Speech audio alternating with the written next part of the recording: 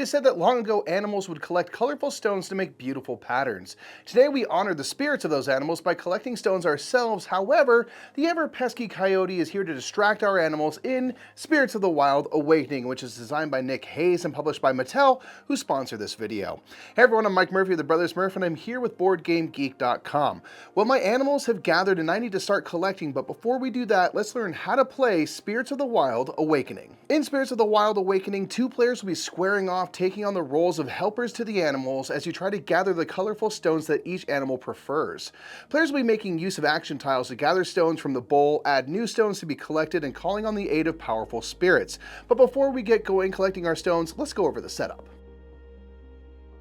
To begin setup, take the bowl and place it in the center of the table and place the coyote figure nearby. Next, take all stones and place them in the bag and give them a shake. Now draw out 4 stones. If any of the iridescent spirit stones are drawn, replace them with a new stone until you have 4 normal stones in the bowl, and then return all iridescent stones back to the bag. Now players will get their animal boards. There are 15 animal boards in the game, and in each game you'll only be using 5 boards. You can randomly select the boards or use one of the animal board sets referenced in the back of the book. Ensure that both players have the exact same 5 animal boards and return all other boards to the box. For this video, we'll use the recommended set for our first play, and that will contain the rabbit, salmon, turtle, beaver, and owl. Each of these boards have a star in their corner to denote which set they belong to. Next, take the deck of spirit cards and give them a shuffle. Draw 6 cards forming 2 3-card piles, which will be staying face up in the center of the table. Again, these cards come in sets for you to use if you like, or you can use 6 random cards. Return all unused cards to the box. Give each player their set of 6 action tiles. Determine who will begin the game. The first player must turn their Take 2 Stones tile face down. This tile will be refreshed later in the game. You are now ready to play. And that is how you set up Spirits of the Wild Awakening. In this game, you'll be using your action tiles to collect stones, placing them on your animal boards. Each board will score depending on which color or colors of stones you collect. At times you want a lot of different colored stones, such as with the turtle. Other times you might want to make pairs of the same colors with the owl. Each animal is different, so let's go over the action tiles and how animals will score you points.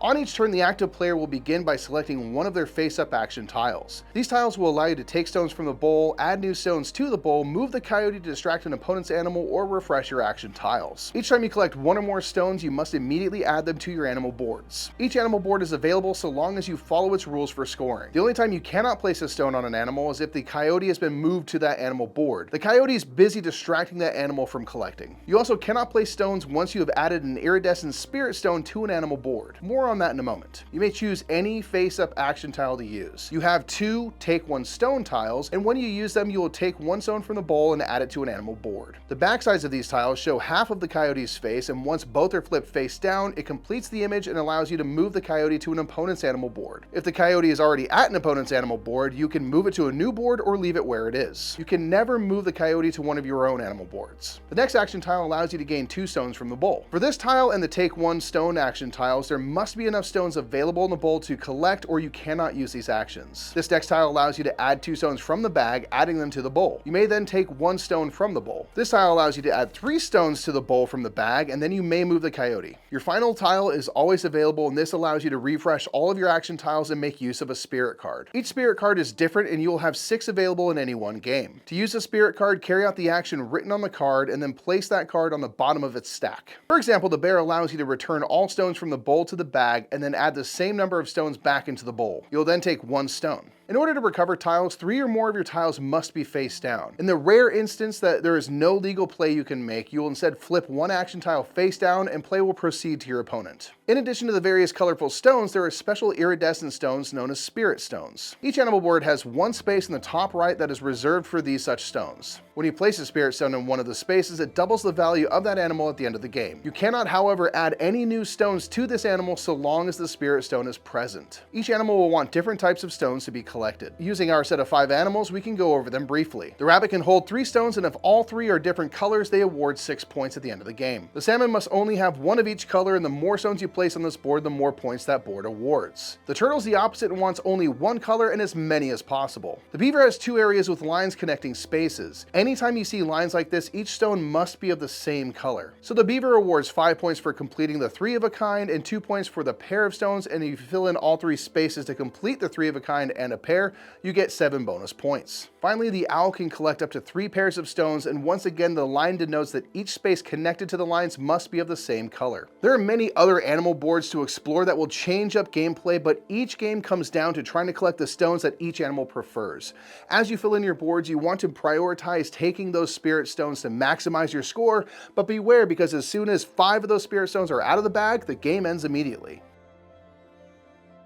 As stated, as soon as there are 5 iridescent spirit stones either on animal boards or in the bowl, the game ends immediately, so it will be important to pay attention to when the game might be close to ending. As soon as the game ends, players will score their player boards. For each board, see how well you fulfilled their requirements. Remember to double the score of an animal board if there's a spirit stone present on that board. Tally up the totals of all your boards and the player with the highest score wins. If there is a tie, the player currently in the possession of the coyote loses. And that is how you play Spirits of the Wild Awakening. This game is all about trying to maximize your scores, paying attention to timing as the game can end quite suddenly.